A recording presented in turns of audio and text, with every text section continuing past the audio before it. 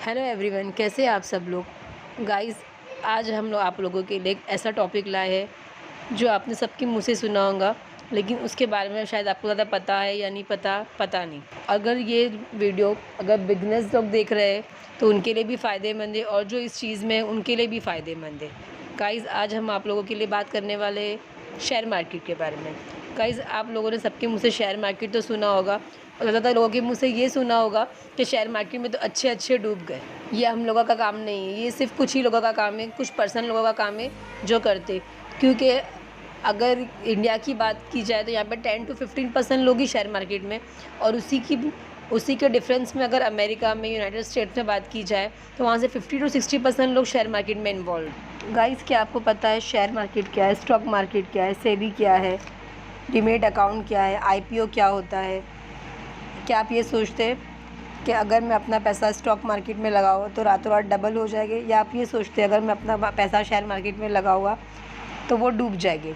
Share market को कितने लोग तो रिस्क मार्केट भी कहते हैं। ऐसा लगता है कि सारा रिस्क सिर्फ शेयर मार्केट में, और कोई जिसमें रिस्क है ही नहीं। चलिए गाइस, स्टार्ट करते हैं बेसिक से। मैं आपको एग्जांपल देकर समझाती हूँ। समझ लीजिए मेरी एक छोटी सी कंपनी, जिसे जब पहले स्टार्ट किया था तो मैंने अपने रिलेटिव्स या अपने घर वालों से या अपनी सेविंग्स में से कुछ बचाकर अपनी कंपनी स्टार्ट की थी। और उसके बाद अब मुझे लग रहा है कि मेरी कंपनी ग्रो कर सकती है और एक्सपांड हो सकती है, उसकी ब्रांचेस हो सकती है। तो उसके लिए मैं क्या करूँ? उसके लिए मुझे ज़रूरत है फ़ंड की। वो फ़ंड कहाँ से आएगा? फॉर एन एग्जांपल, अगर मैं बैंक में जाऊँ, मुझे लोन लेना हो, तो मुझे उसके लिए एक हैवी इंटरेस्ट देना पड़ेगा। और सेकेंडली, मेरे पास ऑप्शन है कि मैं अपनी कंपनी स्टॉक मार्केट में लिस्टेड करूँ। लेकिन वो कैसे लिस्टेड होगी? फर्स्ट तो मुझे उसके लिए एक आईपीओ लॉन्च करना पड़ेगा। आईपीओ वो क्या होता है? आईपीओ का फुल फॉर्म है initial public offering. For an example, अगर मुझे अपनी कंपनी एक्सपांड करने के लिए 40 लाख की ज़रूरत है, तो मुझे 400 शेयर इशू करने होंगे 1000 के। लेकिन कोई भी मेरी कंपनी में क्यों इन्वेस्ट करे? इसीलिए मुझे जाना पड़ेगा सेबी के पास। गाइस, अभी आपके दिमाग में आया होगा कि ये सेबी क्या है। सेबी का फुल फॉर्म है security and exchange board of India. यानी हर कंपनी का एक बॉस होता है, जो सारी कंपनियों का, आप उसे नॉर्मल भाषा में बॉस ही कह सकते हैं, कि जो सारी कंपनियों की निगरानी करता है कि कंपनी क्या करती है, कैसे काम करती है, कंपनी अच्छी है, बुरी है, लिस्टेड करने के लायक है नहीं, वो जो भी डिसाइड करता है वो सेबी डिसाइड करता है। कोई भी अत्तू गत्तू नत्तू गैरा स्टॉक मार्केट में लिस्टेड नहीं हो सकता। उसका एक फॉर्म होता है, एक प्रॉस्पेक्टिव होता है, वो सारा फॉर्म सबमिट करके सेबी के पास देना पड़ता है। उस फॉर्म में क्या होता है? मेरे कितने फाउंडेशन है, कितने पार्टनर्स है, हमारी कंपनी क्या करती है, ये पैसा ये कंपनी आगे क्या करने वाली है, उसमें कितना प्रॉफिट हो सकता है, जो भी है वो सारा प्रोस्पेक्टिव उस फॉर्म में होता है। वो सारा फॉर्म सेबी के पास सबमिट होता है। सेबी उस फॉर्म को वेरीफाई करती है। अगर उसे लगता है कि ये कंपनी लिस्ट होने के लायक है, तभी वो स्टॉक मार्केट में लिस्टेड हो सकती है। उसमें गाइस या तो 1 महीना भी जा सकता है, 2 महीने भी जा सकते हैं, 6 महीने भी, या 2 साल भी। उसका पूरा प्रोसीजर 1 मंथ से 2 ईयर्स तक होता है।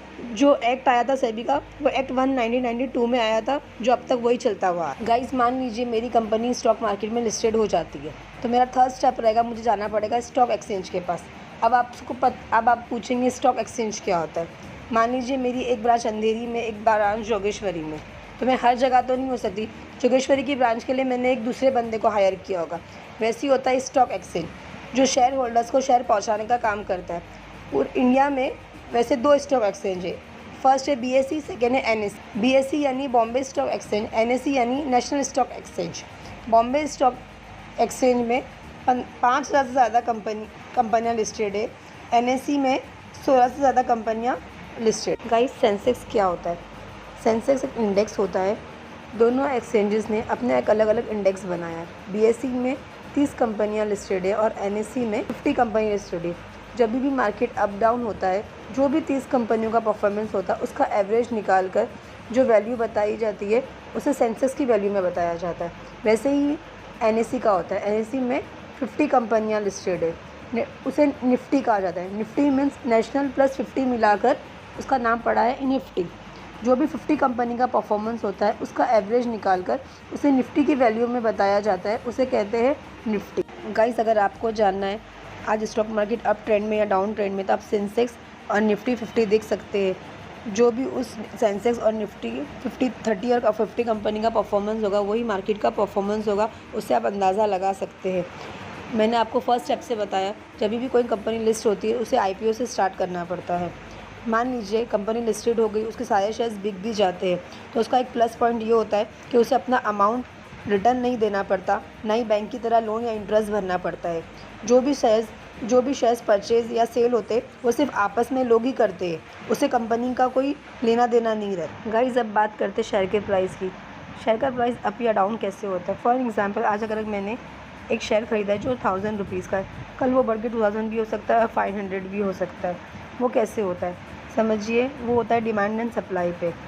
अगर समझिए स्टॉक को ख़रीदने वाले लोग ज़्यादा है और बेचने वाले लोग कम है, तो ऑटोमेटिकली उसका प्राइस बढ़ते रहता है।